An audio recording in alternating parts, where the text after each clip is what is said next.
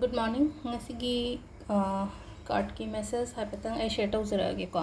Aduga ningthokaba numit adu ningthokaba numit se hadi timing se ngasigi timing aphabane. Adu Monday se white natraga yamna light oiba color hai tare ko adumba gumba season abi be ai ko. Adu ahambada akhoigi card ki message haipatang yengminarase ko.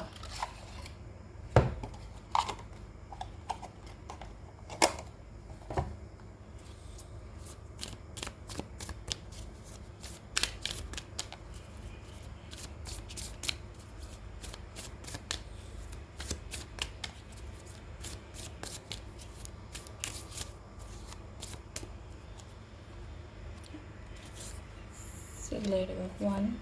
2 3 सिदिगे अमा choose तौबिरसे को card से सिदा लेरे को कोगी card अहुम से को first card से 5 of pentacles ने लाए को 5 ऑफ पेंटिकल्स से एनर्जी से यामना ngasigi oina haragadi stable oidaba hai tare ko haidi charanga ba khotpa adumaina wakhan charanga bungba katang leigani ko kem khanbi gano ado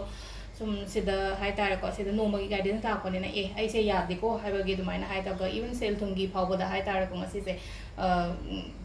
problem gumba leibado hai tare ko haidi pishagi kaigi adumbagi tension ju dum katang leigani ko aduga ani shubagi sina mu akoina 9 of wands like on 9 of wands se वाबदो Haider हक्चांग से वाबनी खंगदे थबा इंखांग ना को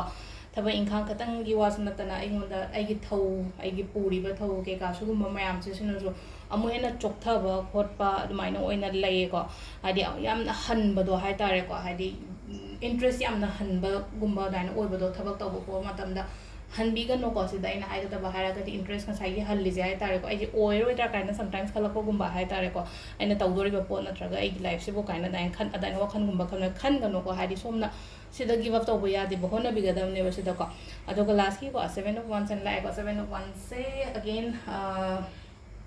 यामना सिदसु मु हाइदा यामना challenging ओबे मतमने को हजिक से यामना तराई नमता फंगदबा पोटसिंग से अदो आइना होटनारगदी हाइतारे को हाइदि होटनारगदी अल्टीमेटली हाइदि आइगोंदा आइगी पोट से रिजल्ट से लापदि ओइगनिबा होटनाद्रगदी लाओय को सिदा को आइना होटना हाइबने बसिदा हाइतारे को हाइदि सिदा चैलेंजिंग ओइरगो चैलेंजिंग से आई चंगजलगा आइदो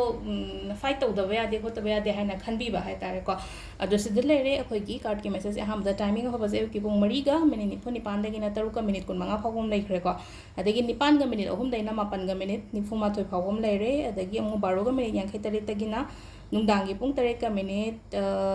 23 फावम लेरे को अदुगा नुंदांगी रंग 9 का मिनिट 53 तगिना 13 का मिनिट 53 फावम लेरे अदगी नोंगालमदाई अहिंग नोंगे हाइतारे को